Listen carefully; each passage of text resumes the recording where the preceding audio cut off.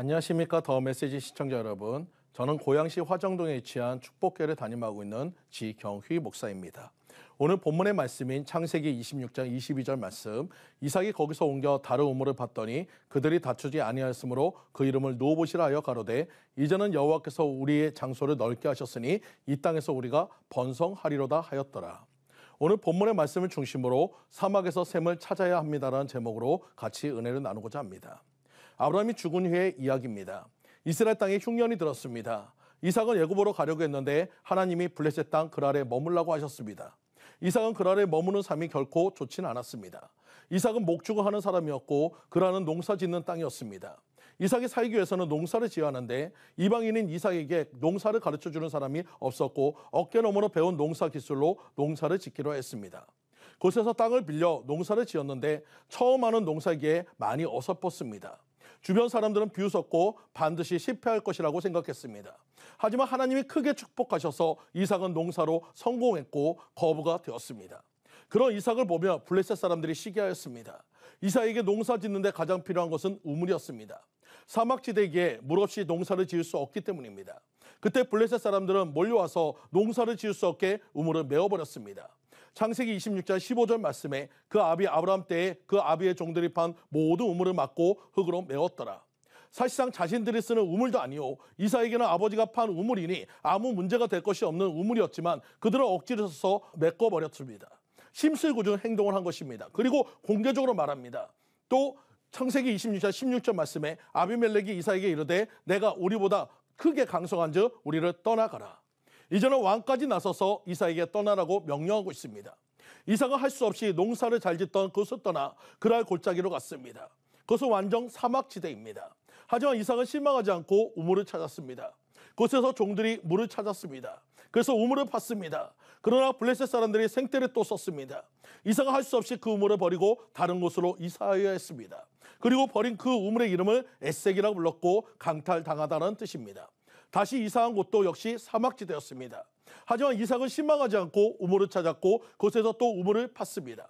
그러나 블레셋 사람들이 이곳까지 따라와서 그 우물을 또 빼앗아 버리고 말았습니다. 그래서 그 우물을 이름을 신나라고 불렀고 악의적인 도전을 받다라는 뜻입니다. 이삭은 세 번째 이사였습니다. 그것도 역시 사막지대였습니다. 하지만 이삭은 실망하지 않고 우물을 찾았습니다. 우물을 또 발견하였습니다. 이제는 블레셋 사람들이 따라오지 않았습니다. 땅도 넓고 좋았습니다. 살기 좋은 땅이었습니다. 이삭은 그곳 이름을 누봇이라 불렀습니다. 넓은 공간이라는 뜻입니다. 이삭은 블레셋 사람들로 인해서 악의적인 방해가 있었지만 그 사막에 3번 우물을 팠습니다. 블레셋 사람들이 찾지 못한 곳에서 우물을 발견하였습니다. 사막이 우물을 발견하면 최고의 땅이 됩니다. 우리는 그런 땅을 오아시스라고 부르고 있습니다. 오아시스는 최고의 땅인 것입니다. 오아시스에는 물이 많습니다. 햇볕도 많고 나무가 우거져 있습니다. 과일나무를 심으면 햇볕이 많고 물이 많아 당도가 높은 꿀 같은 과일을 얻을 수 있는 곳이 오아시스입니다.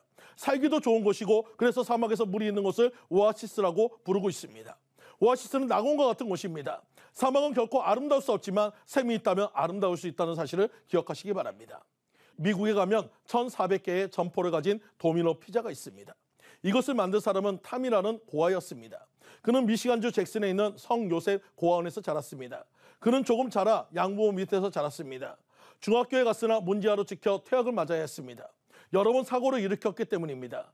그가 내쫓길 때 그를 사랑으로 돌봐줬던 수녀가 그를 손을 붙잡고 하나님은 너를 절대로 버리지 않으신다. 큰 별을 따도록 하여라고 말했습니다. 그는 먹고 살기 위해서 피자 가게에 취직했습니다. 그리고 열심히 일했습니다. 피자 한 개를 11초에 반죽하는 솜씨를 보였습니다. 나중에 따로 피자집을 낸 것이 성공하여 1,400개의 점포를 갖게 되는 그런 놀라운 성공을 이뤘습니다. 그는 늘 이렇게 말했습니다. 그대의 생애를 하나님께 맡기고 한번 크게 승부를 걸라. 이삭은 사막에서 살면서 늘 샘을 찾았습니다. 블레셋 땅에서 우물을 3개나 찾았습니다. 오늘날도 사막에서 우물을 찾기는 하늘의 별따기입니다. 그 옛날 우물을 사막에서 3개나 찾았다는 것은 기적 중에 기적인 것입니다. 하지만 사막에서는 샘물을 하나 찾으면 그것이 오아시스가 되고 낙원이 됩니다. 사랑하는 성도님들, 반드시 사막에는 샘이 있습니다. 그러므로 찾아야 합니다. 하나님은 찾는 사람에게 찾게 하십니다.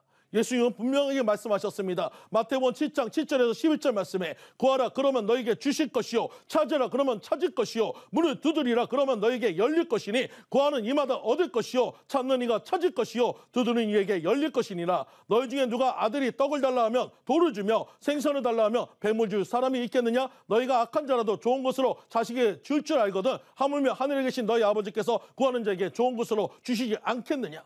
사막에는 반드시 샘이 있습니다. 찾으면 찾을 수 있는 것입니다. 아무리 지금 상황이 사막이어도 그 사막에도 샘이 있다는 사실을 기억하시기 바랍니다. 문제의 사막에서 해답의 샘을 찾으시기 바랍니다. 주님은 우리가 환경만 보고 상황만 보고 실망하고 낙심해 있지 않기를 원하십니다. 그 자리에서 일어나 샘을 찾기 원하고 계십니다. 샘은 있습니다. 찾으면 찾을 수 있습니다. 사랑하는 성도님들, 오늘부터 구하고 찾고 두드려서 하나님이 예비하신 축복의 샘물을 찾으시는 여러분들 모두 되시기를 간절히 축원드립니다.